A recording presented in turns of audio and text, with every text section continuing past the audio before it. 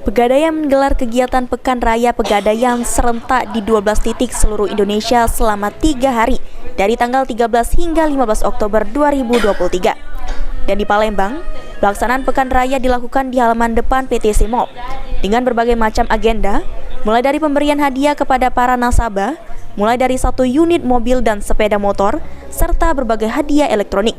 Selain itu juga dalam Pekan Raya ini dilakukan Expo UMKM Pegadaian, live musik, serta pemberian 122 nomor induk berusaha atau NIB secara gratis.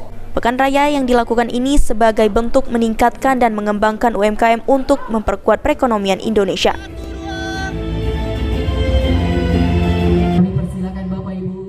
Agenda dalam kegiatan ini yang pertama adalah pemberian hadiah kepada nasabah-nasabah kami. Kita ada program loyalty customer yang salah satunya yang mendapatkan hadiah berupa 1 buah mobil, 1 buah kendaraan dan beberapa hadiah elektronik lainnya.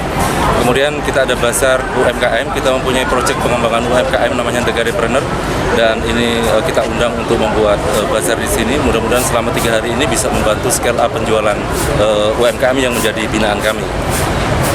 Kita juga support di beberapa peningkatan atau penguatan UMKM kita. Salah satunya pada hari ini kita berikan 122 NIB secara gratis, dan di next ke depan itu akan kita tingkatkan lagi jumlah NIB yang akan kita berikan kepada UMKM kita di sini.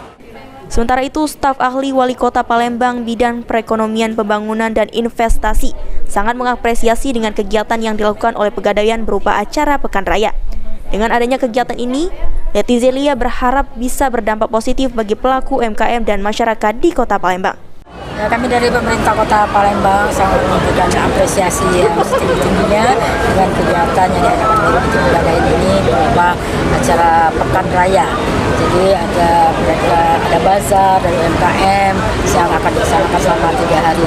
Dengan adanya kegiatan bazar ini, tentu saja nanti akan berdampak yang positif kepada para pelaku UMKM maupun masyarakat yang ada di Kota Palembang. Eki Saputra, PAL TV.